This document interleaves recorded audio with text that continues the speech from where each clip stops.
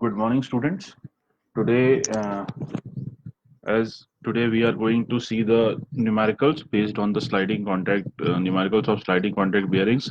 Yesterday we have studied the procedure for design a journal bearing, the sliding contact journal bearing. So today we take the numerical for that so that we can see how the journal bearing can be designed. Now, this is our numerical. I just read it for you. Question is, design a journal bearing for a centrifugal pump from the following data. Load on the journal is equal to 20,000 newtons. Speed of the journal is equal to 900 rpm. Type of oil is SAE10, for which the absolute viscosity at 55 degrees Celsius is equal to 0.017 kg per meter second. Ambient temperature of oil is equal to 55.5 degrees Celsius. Maximum bearing pressure for the pump is equal to 1.5 Newton per mm square. We have to calculate also the mass of lubricating oil required for artificial cooling if rise of temperature of oil be limited to 10 degrees Celsius. Heat dissipation coefficient is 1232 watt per meter square per degree Celsius. Now, students, this is the numerical for designing a journal bearing. जो अपन लोगों ने procedure देखा था, अपन उसी procedure के accordingly अपन लोग work करेंगे, लेकिन इसमें मेरे को दो तीन चीजें यहाँ पे अपने को ध्यान देने वाली है. सबसे पहला, वी हैव टू चेक कि अपने को बेयरिंग किसके लिए डिजाइन करना है. तो यहाँ पे क्वेश्चन में क्लियरली मेंशन किया गया है that the bearing is to design for the centrifugal pump. हमें इस सेंट्रीफ्यूगल पंप के लिए बेयरिंग डिजाइन करना है. ठीक है. नाउ द गिवन डेटा, अपन एक एक करके गिवन डेटा देखते हैं. सबसे पहले उसने दिया हुआ है लोड ऑन सेंट्रीफ्यूगल पंप के लिए बेयरिंग डिजाइन किया है. Then load of the on the journal, जो जर्नल के ऊपर जो लोड है दैट इज 20,000 न्यूटन्स. 20,000 न्यूटन का अपना जर्नल का लोड आ गया. Then speed of the journal 900 RPM, अपन ने स्पीड ले ली 900 RPM. Then type of oil is SAE10, type of oil ले लिया मैंने SAE10, for which absolute viscosity at 55 degree Celsius. अब 55 डिग्री सेल्सियस जो है वो ऑयल का ऑपरेटिंग टेम्परेचर है. So this will becomes TO 55 degree Celsius and absolute viscosity Z is equal to 0.017 kg per meter second. Now TA is equal to ambient temperature of oil, या फिर ambient temperature अपन बोल सकते हैं oil का या आपके जो भी सराउंडिंग्स है उसका. सो TA is equal to 15.5 degree Celsius. Now maximum bearing pressure for the pump is 1.5 Newton per mm square. This is bearing के लिए जो मैक्सिमम परमिसिबल प्रेशर है उसने दिया हुआ है 1.5 न्यूटन पर mm स्क्वायर. साथ ही साथ उसने mass of lubricating oil identify करने के लिए बोला हुआ है. ठीक है, दैट इज ओके. जो अपना हीट डिसिपेशन कोफिशिएंट है capital C, that is 1232 watt per metre square degree Celsius. And temperature difference T, जो कि अपना कूलिंग ऑयल में टेम्परेचर राइज हो रहा है, वो टेम्परेचर डिफरेंस उसने दिया हुआ है 10 डिग्री सेल्सियस. ठीक है. अब 10 डिग्री सेल्सियस के बाद में अब यहां से अपन ने पास ये सारी चीजें आ गई. अब बेयरिंग डिजाइन के लिए जो मेरे को अपन ने कल प्रोसेस देखा था उसमें तीन चीजें इंपॉर्टेंट थी. जब उसने कहा था कि we have should have three things. First, load on the bearing, अपने को दिया हुआ है W. Second, speed of the shaft, जो कि अपने को दिया हुआ है. And third, diameter of the shaft. Diameter shaft का यहाँ पे उसने नहीं दिया हुआ है, तो स्टूडेंट्स अपने को डायमीटर देखना पड़ेगा. ठीक है. Let's start with the solution. The journal bearing design will be as discuss follow. सबसे फर्स्ट स्टेप अगर आपको ध्यान हो तो first we will find the length of the journal L. अब यहाँ पे जैसे मैंने आपको बताया था कि डायमीटर उसने नहीं दिया है, तो we have to assume the journal diameter. We are assuming the diameter of journal small d is equal to 100 mm. मैंने 100 mm का डायमीटर उसका जो है वो अज्यूम यहाँ पे कर लिया है. ये देखिए, ये मैंने assumption लिया है 100 mm का. ठीक, इस 100 mm का डायमीटर मैं यहाँ पे अज्यूम कर रहा हूँ, है ना. ये मैंने अज्यूम कर रखा है 100 mm को इस जगह पे. देन आपको ध्यान होगा कल फर्स्ट स्टेप में अपन लोगों ने जब किया था तो determine the bearing length by choosing ratio of L D from the table. अपने को टेबल से एल एंड डी का रेशियो यहां पे फाइंड आउट करना था, ठीक है। एल एंड डी का रेशियो मुझे यहाँ फाइंड आउट करना था, तो यहाँ पे आप देखिए एल और डी जो दिए हुए हैं दोनों के दोनों यहाँ पे अपन ने एल अपॉन डी दिया है। सबसे पहले मेरे पास जो मोटर दी है, मैं वो मोटर या वो अपना जो मशीनरी है उसको सिलेक्ट करता हूँ उस टेबल में जो कि अपन ने डिजाइन डेटा बुक में देखनी है। यही वो टेबल है। यहाँ पे देखिए generator Motors and centrifugal pump, मेरे को सेंट्रीफ्यूगल पंप के लिए लेना है तो मैं यहाँ पे सेंट्रीफ्यूगल पंप मैंने सिलेक्ट किया। And now I have to choose the ratio of L upon D from the table. अब एल अपॉन डी रेशियो ये है और सेंट्रीफ्यूगल पंप इसके लिए रेशियो दिया है 1 से 2 के बीच में, ठीक है। 1 से 2 के बीच में अगर मैं रेशियो की मैं बात करता हूं तो मेरे को 1 से 2 के बीच में जो है वो रेशियो अपना सिलेक्ट करना है। So I have selected the ratio. For example, from design table data, we will find the L upon D for centrifugal pump varies from 1 to 2. Let us take L upon D is equal to 1.6. मैंने L upon D ratio लिया है 1.6, मैंने L upon D ratio ले लिया। Now, therefore L is equal to 1.6 into D, ठीक है। So 1.6 into 100, D मैंने 100 mm assume किया हुआ है, ठीक है। मैंने रेशियो एल अपॉन डी 1.6 लिया, डी मैंने 100 mm अज्यूम किया है। So L will be equal to 1.6 into D means 1.6 into 100। So जो मेरा एल है वो आ गया 160 mm। मेरा 160 mm की लेंथ आ गई इसकी, ठीक। अब 160 mm लेंथ आ गई है। फर्स्ट थिंग मेरे को जो लेंथ फाइनलाइज करनी थी, आइडेंटिफाई करनी थी, मैंने लेंथ आइडेंटिफाई कर ली। नाउ अब अपन चलते हैं सेकेंड पॉइंट के ऊपर। Second point is check the bearing pressure P is equal to W upon L into D from the table for probable satisfactory value. अब देखो सेंट्रीफ्यूगल पंप्स के लिए जो मैक्सिमम बेयरिंग प्रेशर है वो उसने दिया है 0.7 से 1.4 तक, ठीक है, अकॉर्डिंग टू टेबल ये है। लेकिन हमारा जो क्वेश्चन है उसमें उसने ऑलरेडी मेरे को बेयरिंग प्रेशर दिया हुआ है। मैक्सिमम बेयरिंग प्रेशर यहाँ पे देखिए आप 1.5 न्यूटन पर एम स्क्वायर। ये 1.5 न्यूटन पर एम स्क्वायर मेरे पास बेयरिंग प्रेशर ऑलरेडी है। तो अब मैं क्या करूंगा कि अपना लोड लेंथ और डायमीटर से मैं बेयरिंग प्रेशर फाइंड आउट करूंगा। So pressure is P is equal to W into W upon L into D. W है मेरा 20,000 newtons, length 160 mm and diameter 100 mm। Workout किया सो मेरा बेयरिंग प्रेशर निकल आया 1.25 न्यूटन पर mm स्क्वायर। अब ये जो 1.25 न्यूटन पर mm स्क्वायर ये मेरा 1.5 न्यूटन पर mm स्क्वायर इससे कम है ना। 1.25 न्यूटन पर mm square is less than 1.5 Newton पर mm स्क्वायर। देयरफॉर जो P की वैल्यू है, P अपना लिमिटेड लिमिट्स में है, that means L and D जो मैंने लिए हैं दोज आर सेफ। लेंथ और डायमीटर जो मैंने लिया हुआ है वो लेंथ और डायमीटर मेरा सेफ वर्किंग में आ जाता है, ठीक है। सो इसका मतलब मैंने जो 100 mm की डायमीटर लिया है, आपका शाफ्ट का डायमीटर 100 mm लिया है और जो लेंथ 160 mm ली है, दीज डायमेंशंस आर सेफ, ठीक है। अब यहां से मेरे पास क्लियर हो गया कि मेरे जो डायमेंशंस हैं वो सेफ है। सो अब अपन यहां से प्रेशर अपना आ गया, प्रेशर मेरा 1.25 न्यूटन पर mm स्क्वायर आ गया, प्लस डायमेंशंस मेरे फाइनलाइज हो गए कि L और D मेरे सेफ है। Now we will move to the next step. Now third step में we have to assume the lubricant from data book and its operating temperature, ठीक है, इस टेबल से। लेकिन in this problem it is given that type of oil is SAE10। उसने already मेरे को oil का टाइप दिया हुआ है, दैट इज SAE10। उसकी ऑपरेटिंग वैल्यू दी है 55 डिग्री सेल्सियस। उसकी विस्कोसिटी दी है Z is equal to 0.017 kg per metre second and ambient temperature दिया हुआ है 15.5 डिग्री सेल्सियस, ठीक है। तो मेरे को ये वाली थर्ड स्टेप में ये सब चीजें सिलेक्ट करने की जरूरत अब नहीं है क्योंकि क्वेश्चन में उसने दिया है। अगर उसने क्वेश्चन में मेरे को ये चीज नहीं दी होती, in that case I have to select from these three. अब जैसे मैंने ये रेड लाइंस आपको दिख रही हैं ग्राफ के ऊपर, इन रेड लाइन के बेसिस के ऊपर मैंने यही पर्टिकुलर आपकी जो वैल्यूज हैं वो आइडेंटिफाई की हैं।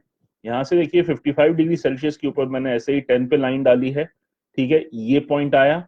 इसी पॉइंट को मैंने हॉरिजेंटली बढ़ाया, तो यहाँ से जो वैल्यू आ रही है 10 से 20 के बीच में, और ये अपन अगर वैल्यू काउंट करेंगे तो ये 17 के आसपास कहीं पे तो भी यहाँ पे आएगी, 16 17 के आसपास में।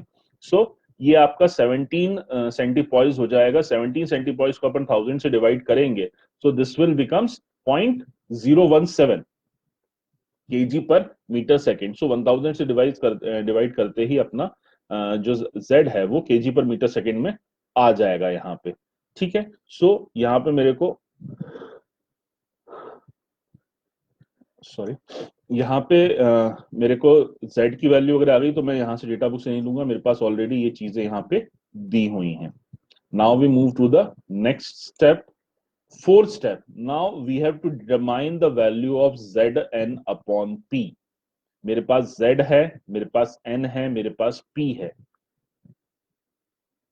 ठीक है, मेरे पास z की वैल्यू है 0.017, मेरे पास n है 900, मेरे पास p है 1.25। यहां से मैं वैल्यू निकालूंगा zn अपॉन p की। देखिए z हो गया मेरा 0.017, n हो गया 900 एंड p इज 1.25। यहाँ पे एक चीज ध्यान रखने वाली है, जैसे मैंने पहले ही बताया था, z में रखूंगा केजी पर मीटर सेकेंड में, p में रखूंगा न्यूटन पर mm स्क्वायर में। यहाँ पे यूनिट डिफाई हो रही हैं, यूनिट डिनाई हो रही हैं, दो अलग अलग यूनिट्स आ रही हैं, अलग अलग रेंज की यूनिट्स है, लेकिन अपन इनको इन्हीं वैल्यूज में रखना है यहाँ पे, उसी के बेसिस के ऊपर अपना आंसर आएगा। सो 0.0017 इंटू 900 अपॉन 125, ये वैल्यू मेरी निकली 12.24। जब मैं इसको सॉल्व करूंगा तो ये मेरी वैल्यू आ जाएगी 12.24। अब Zn अपॉन पी की वैल्यू को अपन को डिजाइन डेटा बुक से की जो टेबल है उसके साथ में अपने को यहाँ पे उसे अब क्रॉस चेक करना पड़ेगा। ठीक है, अब वो क्रॉस चेक करने के लिए अपन क्या करेंगे, डिजाइन डेटा बुक में वापस अपनी टेबल के ऊपर जाएंगे जहां पे अपने पास Zn अपॉन पी की वैल्यू होगी। So let's go to the next slide. अब देखिए यहाँ पे determine the operating value of Zn upon P for the assumed bearing temperature and check this value with corresponding values in table to determine the possibility of maintaining fluid fill operation। अब यहाँ पे मैं Zn upon P की values मेरे पास दी हैं। देखो, generator motor centrifugal pump के लिए Zn अपॉन की P की जो वैल्यू है वो आ रही है 28। मेरे पास जो वैल्यू मेरी आई है दैट इज 12.24। अब 12.24 जो है वो मेरा 28 से कम है। ठीक है, तो इसीलिए अब मुझे यहाँ पे बेयरिंग मॉडुलस की वैल्यू को चेक करना पड़ेगा। बेयरिंग मॉडुलस की वैल्यू वो वैल्यू होती है जिसके की metal to metal contact start होता है या फिर oil film at just point break होना स्टार्ट होती है। मींस उस पॉइंट से थोड़ा सा भी अगर आपकी स्पीड इंक्रीज होती, स्पीड डिक्रीज होती है, स्पीड इंक्रीज होती है या प्रेशर डिक्रीज होता है, तो वो वैल्यू और छोटी होती जाती है, जिसकी वजह से आपका जो बेयरिंग मॉडुलस है वो बेयरिंग मॉडुलस की वैल्यू उससे नीचे जाती है ना। स्पीड इंक्रीज होगी, प्रेशर डिक्रीज होगा। ठीक है, प्रेशर नीचे आया तो प्रेशर इंक्रीज हुआ तो Zn अपॉन पी की वैल्यू कम होगी, स्पीड डिक्रीज होगी तो अगेन Zn अपॉन पी की वैल्यू कम होगी। वो उस वैल्यू से जैसे ही Zn अपॉन पी नीचे जाता है आपका metal to metal contact start हो जाता है। तो अब अगर मेरी वैल्यू यह 28 से ज्यादा होती तो मेरे को चेक करने की जरूरत नहीं थी, लेकिन अब मेरी वैल्यू 28 से कम है, ऑपरेटिंग वैल्यू से कम है, तो मुझे इसको चेक करना पड़ेगा बेयरिंग मॉडुलस की वैल्यू से। Now bearing modulus from design data book we have find that the operating value of Zn upon P is equal to 28. So we have discussed that film break is given by 3K is equal to is equal to Zn upon P। तो यहाँ पर bearing modulus की minimum value find out करेंगे upon P, so 1 upon 3 into 28 is equal to 9.33। अब students यहाँ पे 9.33 मेरी Zn upon P की वैल्यू आई है, या फिर मैं ये बोलूं K की वैल्यू आई है, बेयरिंग मॉडुलस की वैल्यू आई है, जिस वैल्यू के नीचे ऑयल फिल्म ब्रेक होगी। इस मिनिमम वैल्यू के बाद ऑयल फिल्म ब्रेक होगी। अब अपन अपने बेयरिंग कैरेक्टरिस्टिक नंबर की वैल्यू इस वैल्यू से चेंज करेंगे। मतलब मेरा जो बेयरिंग कैरेक्टरिस्टिक नंबर है, this is my bearing characteristic number, sorry straight line नहीं खींच रही है हाथ से, है ना। सो ये है मेरा Zn अपॉन P। इस Zn अपॉन की वैल्यू मेरे पास आई है 12.24।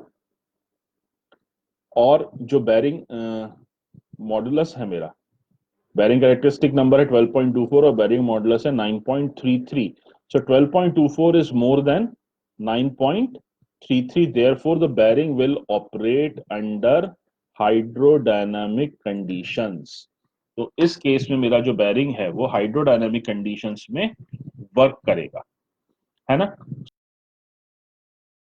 कंडीशंस में यहाँ पे वर्क करेगा, तो अपने को बिल्कुल देखने की जरूरत नहीं है ना. अपन ने फाइंड आउट कर लिया है बेरिंग हाइड्रोडायनामिक कंडीशंस में वर्क करेगा. दैट मींस मेरा जो प्रेशर है, जो मेरा विस्कोसिटी है, वो सब सही है, मेरे को उसे कुछ भी चेंज करने की जरूरत नहीं है. ठीक है. Now next step is assume the clearance ratio C upon D from the table. Table से मेरे को क्लियरेंस रेशियो सिलेक्ट करना है. So from design data book, we have find that the for centrifugal pump the clearance ratio C upon D is 0.0013. ये देखो, ये है मेरा C upon D रेशियो, ये है मेरा सेंट्रीफ्यूगल पंप, इसके लिए ये मेरे को मिल गया 0.0013. तो C upon D रेशियो मैंने 0.0013 ले लिया. स्टूडेंट्स एक चीज ध्यान रखना, C upon D ratio PSG design data book में नहीं दिया है.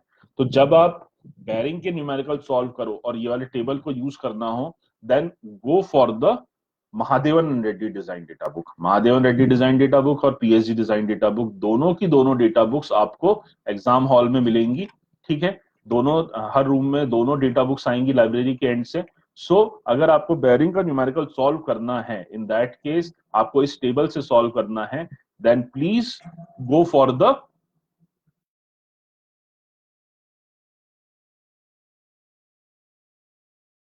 तरीके से मिलेगी. PSG में ये सारी वैल्यू CGS में दी हुई है ना. विस्कोसिटी यहाँ पे kg पर मीटर सेंट की जगह सेंटीपॉइज में दी हुई है. ठीक है. वहां kg पर सेंटीमीटर स्क्वायर में, तो प्रेशर वगैरह सब अलग अलग कुछ दिया हुआ है. तो उस चीज से बचने के लिए अपन डायरेक्टली यहाँ से अपन अपनी Mahadev Reddy data book use करेंगे. तो देखिए C अपॉन D की जो वैल्यू है वो मैंने ले ली यहाँ से, 0.13 दिख रही थी. So 0.13 I have taken at this particular time. ठीक है. Now moving to the next step. Now next step है कि हमको we have to find the coefficient of friction.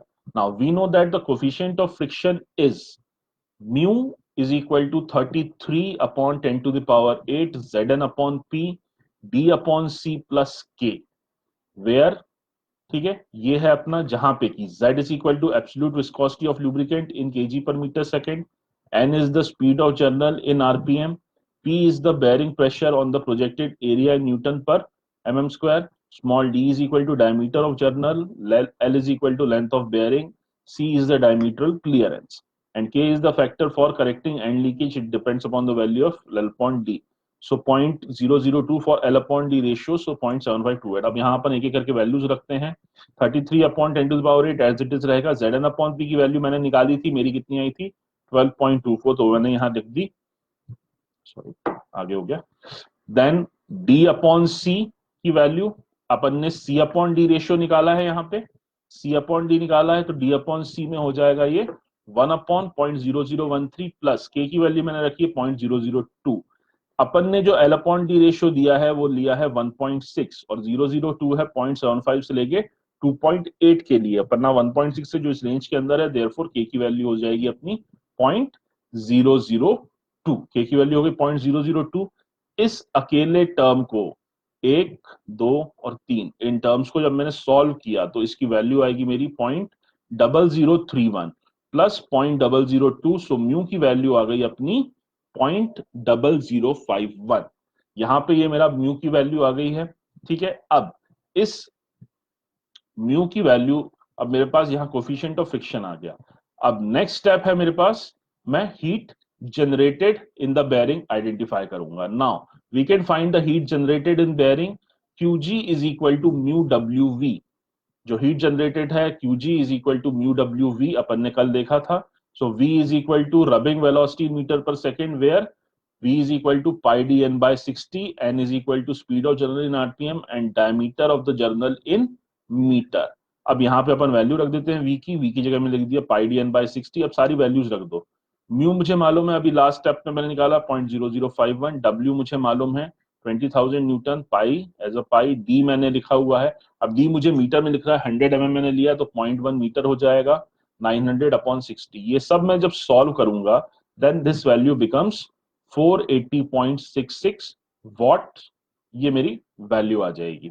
ठीक है, अब इसके बाद में नेक्स्ट, अब मैंने यहां पे हीट जनरेटेड निकाल लिया, अब मुझे निकालना है हीट डिसिपेटेड। अब ये है मेरा हीट डिसिपेटेड का फॉर्मूला। ठीक है, हीट डिसिपेटेड जो है मेरे पास,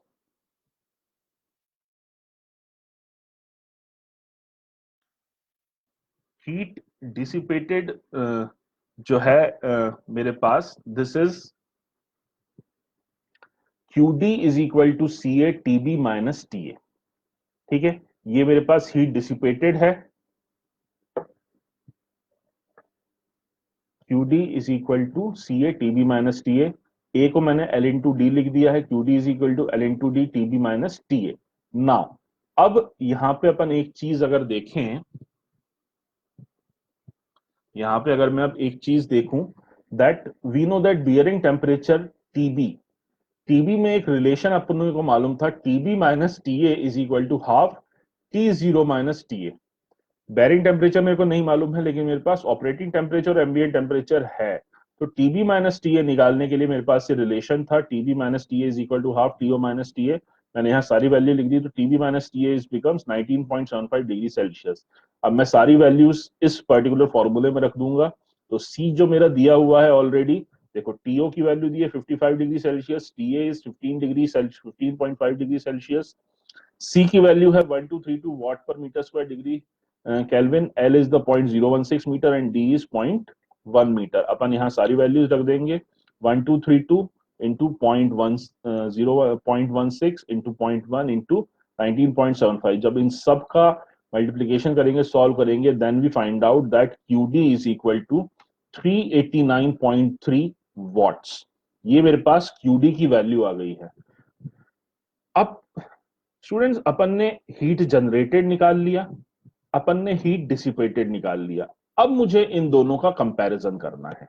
देखो, हीट जनरेटेड मेरी आई QG is equal to 480.66 watts, heat dissipated आई मेरी QD is equal to 389.3 watts.